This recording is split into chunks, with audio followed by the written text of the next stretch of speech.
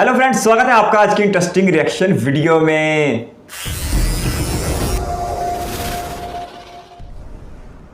नमस्कार and welcome to world affairs. मैं हूं प्रशांत धवन। नाउ रिसेंटली पाकिस्तान के जो वित्त मंत्री हैं, इनके फाइनेंस मिनिस्टर, इन्होंने बहुत ही बड़ा खुलासा किया है, ये बात रिवील करके कि रशिया ने कभी भी डिस्काउंटेड क्रूड ऑयल पाकिस्तान को ऑफर ही नहीं किया था। यहाँ पर आप देख पाओगे, पाकिस्तान का ही न्यूज़ आर्टिकल है, यहाँ पर लिखा हुआ है कि पाकिस्तान के जो फाइनेंस मिनिस्टर हैं मिफ्ता इस्माइल, इन्होंने ये कहा है कि बिल्कुल पिछली सरकार ने, इमरान खान की सरकार ने एक चिट्ठी भेजी थी रशियन गवर्नमेंट को कि हम आपसे सस्ते रेट पर वीट और ऑयल परचेज करना चाहते हैं, मगर रशिया ने उस चिट्ठी का रिप्लाई ही नहीं किया। ना उस सरकार को किया है, ना जो करंट गवर्नमेंट आ गई है, इन लोगों को भी कोई रिप्लाई यहाँ पे उसका आया नहीं है। और इन्होंने यहाँ पर ये भी ऐड किया कि अभी के लिए जो स्थिति है उसमें most probably Pakistan oil purchase करना भी नहीं चाहेगा रशिया से, क्योंकि यूएस सैंक्शंस का डर इनको लगा हुआ है। तो इस स्टेटमेंट से क्लियरली ये बात समझ में आ चुकी है कि पाकिस्तान के फॉर्मर पीएम जो बार बार ये कहते थे कि इंडिया आज़ाद कंट्री है क्योंकि हम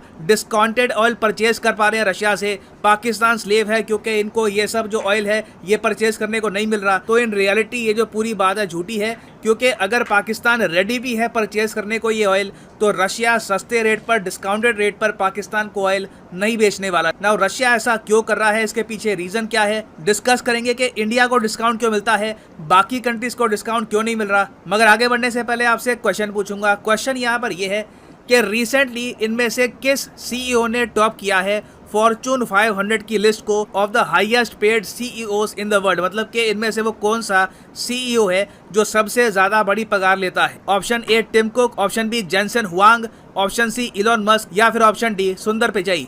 कमेंट सेक्शन में करिए उत्तर, सही आंसर आपको मिलेगा वीडियो के एंड में। नाउ पाकिस्तान के वित्त मंत्री ने जो ये बात बताई है, इससे एक बात क्लियर हो जाती है कि ऑयल के रेट्स क्यों लगातार बढ़ते जा रहे हैं। क्योंकि आई एम श्योर आपने एक बार को सोचा होगा, अगर एक तरफ रशिया अपने तेल के दाम कम किए जा रहा है, दूसरी तरफ अगर हम देखें तो कुछ कंट्रीज रशिया का ऑयल परचेज नहीं भी कर रही, तो ग्लोबली ऑयल के दाम क्यों बढ़ रहे हैं। ऑयल के दाम तो काफी हद तक स्टेबल होने चाहिए, मगर रियलिटी ये है कि रशिया का जो डिस्काउंट है, मैसिव डिस्काउंट, जहां पर बताया जा रहा है कि काफी बार ये लोग $70 पर बैरल या फिर उसके आसपास के अमाउंट में बेच रहे हैं क्रूड ऑयल इंडिया को।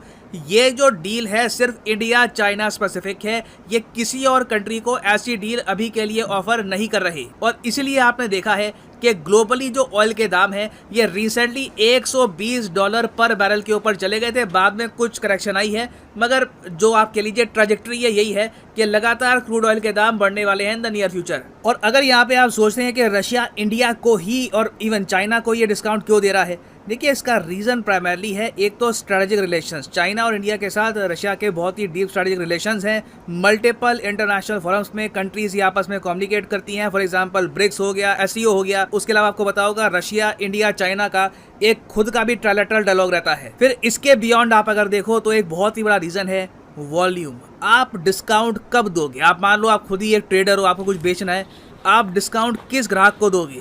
क्या आप उसको डिस्काउंट दोगे जो बहुत ही कम मात्रा में आपसे कुछ परचेज करेगा, या फिर आप उसको डिस्काउंट दोगे जो बड़ा बायर है, जो एक बार को आपसे इतना ज़्यादा परचेज कर लेगा कि वॉल्यूम्स इतनी ज़्यादा होंगी कि डिस्काउंट में देकर भी ना आप काफ़ी सारा पैसा कमा लोगे।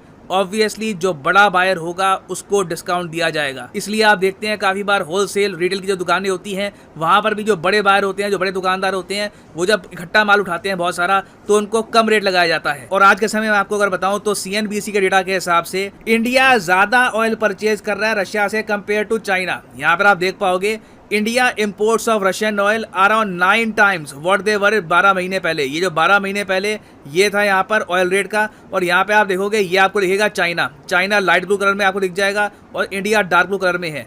पिछले 3 महीने में देखो चाइना ने बिल्कुल भी इंडिया के आसपास ऑयल परचेज नहीं किया। इंडिया रिकॉर्ड लेवल्स पर ऑयल परचेज कर रहा है रशिया से, क्योंकि हमको डिस्काउंटेड रेट पर यह तेल दिया जा रहा है। और इसलिए अब पाकिस्तान ने मीडिया के थ्रू ये बात बोली है। बाय द वे इनका इंटरव्यू लिया जा रहा था अमेरिकन मीडिया द्वारा। पाकिस्तान के वित्त मंत्री थे, इंटरव्यू दे रहे थे। इंटरव्यू के दौरान इन्होंने यहाँ पर यह बोला कि अगर यूएसए हमको आश्वासन दे दे कि हम पे कोई सैंक्शन का खतरा नहीं होगा, कोई दिक्कत नहीं आएगी, तो बिल्कुल हम रशिया से ऑयल परचेज करना चाहेंगे। हालांकि अभी रशिया ने डिस्काउंट हमको दिया नहीं है, मगर हम ये भी चाहते हैं कि डिस्काउंटेड रेट पर, चीपर रेट पर अगर हमको मिलता है ऑयल, तो हम इसको बिल्कुल परचेज करना चाहेंगे। Pakistan would consider this offer. और मैं आपको ये बता दूं, अमेरिकन मीडिया ये इंटरव्यू पता है क्यों ले रहा है? अमेरिकन मीडिया आज के समय टारगेट कर रहा है उन कंट्रीज़ को, उन बचे हुए देशों को जो Russian oil natural gas purchase कर रहे हैं, क्योंकि रिसेंटली यूएसए ने यूरोप पर इतना दबाव डाला कि यूरोपियन यूनियन के जो लीडर्स हैं उन्होंने ये कह दिया कि हाँ बिल्कुल हम 90% बैन लगा देंगे रशियन ऑयल पर by the end of the year, मतलब कि इसी साल 2022 के अंत तक यूरोपियन यूनियन बहुत हद तक अपनी जो डिपेंडेंस है रशियन ऑयल पर ये कम कर देगा। तो यूरोप से रशिया को निकालने के बाद अब यूएस फोकस कर रहा है साउथ एशिया पर और बाकी एशियन कंट्रीज पर। मगर पाकिस्तान के लिए प्रॉब्लम यहाँ पर जेन्युइनली ये आ रही है कि अगर ये यूएस के प्रेशर के अंडर काम करते हैं, अगर ये सैंक्शन के डर के हिसाब से काम करते हैं, तो ये कैच 22 सिचुएशन में फंसे रहेंगे। कैच 22 क्या होता है?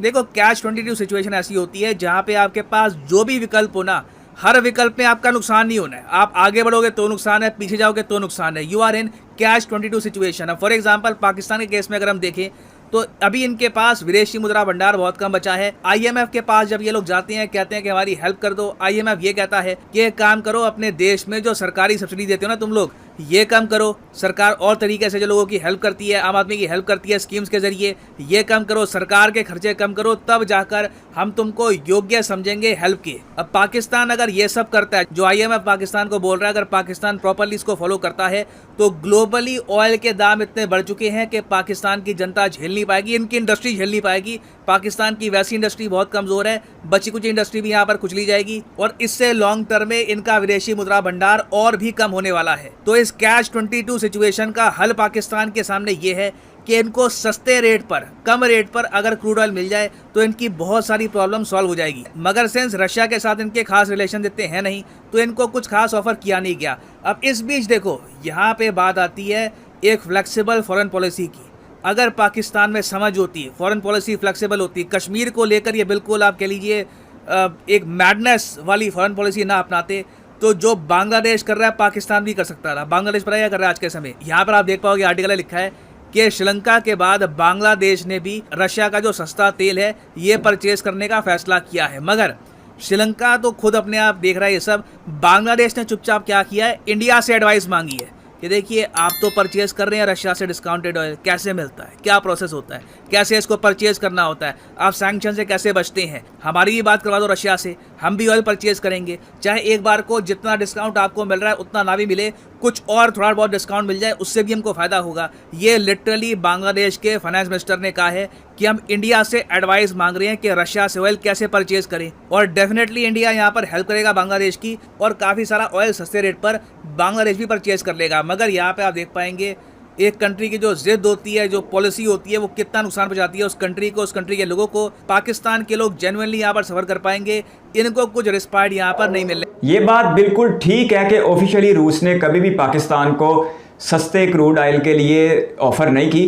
पाकिस्तान की तरफ से एक तजवीज़ दी गई थी कि अगर रूस अफोर्ड करता है तो वो हमें भी सस्ता ऑयल दे, लेकिन सच में रूस की तरफ से इसका कोई जवाब नहीं दिया गया। ये पाकिस्तान की सबसे बड़ी इंपोर्ट है, ऑयल इंपोर्ट, जिसे एक बिल्कुल पॉलिटिकल इशू बना दिया गया है। हालांकि इसी इंपोर्ट ने पाकिस्तान का फॉरेन एक्सचेंज जो है बिल्कुल तबाह करके रख दिया, और पाकिस्तान में ये सबसे बड़ी इंपोर्ट है जो हमारे फॉरेन रिजर्व के ऊपर सबसे ज़्यादा इफेक्ट करती है। एक तरफ तो रूस हमें सस्ता तेल नहीं देना चाहता, दूसरी तरफ अमेरिका हमारे सर के ऊपर बैठा है, और अमेरिकी इक्तसादी पाबंदियाँ यानी अमेरिकन एक्सटेंशंस पाकिस्तान की मईशत को बिल्कुल डिफ़ॉल्ट करके रख देंगी, और पाकिस्तान के लिए फाइनेंशियली फिर सर्वाइव करना बिल्कुल नामुमकिन हो जाएगा।